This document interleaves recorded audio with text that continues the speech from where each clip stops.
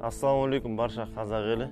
Халқымызда болып жатқан індетке байланысты барлықтарыңызда үйде отырып, үйден шықпай, Бауыржан Момышұлы атамыздың сөзіне айтпақшы, тәртіпке бағынған ел, бағынбаған ел болмас, бағынған ел құл болмас дейді. Сондықтан тәртіпке бағынып, бәріміз үйде отырып, осы іс-шараға үлес қосып, бәріміз бір жұдырықтай болып, ел болып, халық болып, осы індеттің елімізден тезірек кетуіне үлесімізді қосайық. Сондықтан қазір үйде жатқан кезде артық салмақ жинамау үшін, көбірек спортпен айналыс үшін, үйдегі жағдайда да өзіміздің денемізді шынықтырып,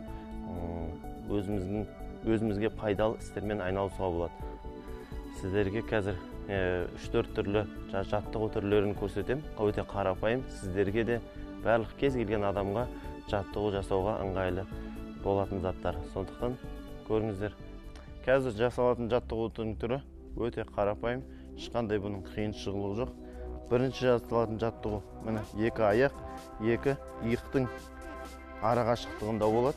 Бұдан қатты талтайып кетпейміз, немесе қатты арасын қосып жібермейміз.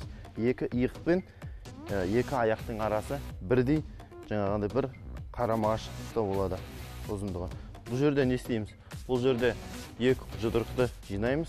2 жұдырық жақтың жанында болып келеді. Содан кейін мына жерде алдарыңызда бір линия болсын, карандашпен болсын, ешқандай бір линия сызып қою керек. Сол линияның арасында содай линиядан аяқпен көбірек қимылдап отырсамыз.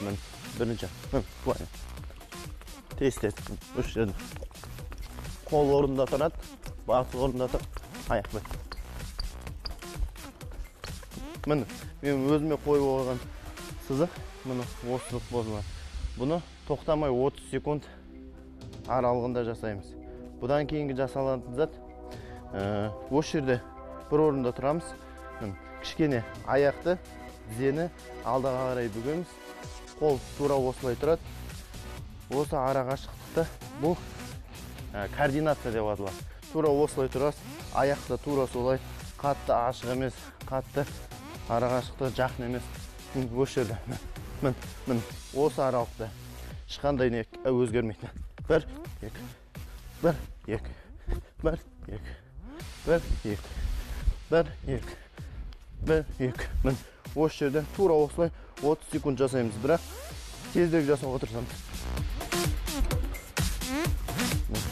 Бірақ аяқ дуайынан дүзу болып қалып кетпеу керек, қатты отырып кетпеулеріңіз керек. Міне осы екі ортада. Бұл жерде нагрузка санның үстіндегі мышцаларға түсу керек. Келесі жаттығуымыз жаңағылардан кейін міне 3-ші жаттығу, биіктігі 30 сантиметрден аспайтындай зат болса, соған жасауға ыңғайлы келетін зат. Бұл жерде де тура солай бағанағы қалыпта тұрамыз. Бұл жерде жасалатын жаттығу соған ұқсас. Жоғары қарай биіктікке. Бұл жерде нагрузка адамның артқы бұлшық етіне икрасына түседі. Бұл да тура сондай 30 секунд аралығында жасалады. 3 упражнение, 3 жаттығу. Әрқайсысы 30-30 секундтан жасалады. 4 подход. Әркімнің өзінің спорттық деңгейіне қарай нелерді подходтарды қоса бересіздер. Бұдан кейінгі жасалатын жаттығу скакалка. Егер скакалка болса, үйлеріңізде скакалкамен жасасаңыздар болады. Болмаса, орында тұр. Осындай жүгіріспен 30 секунд. Осы қалыпта 30 секунд жасауға болады.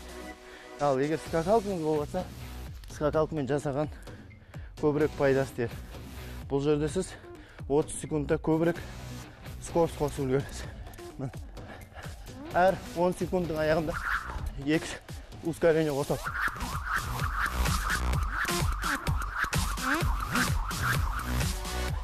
Бұл жерде әр жаттығуда да жылдамдық керек, және аяққа көбірек күш салды.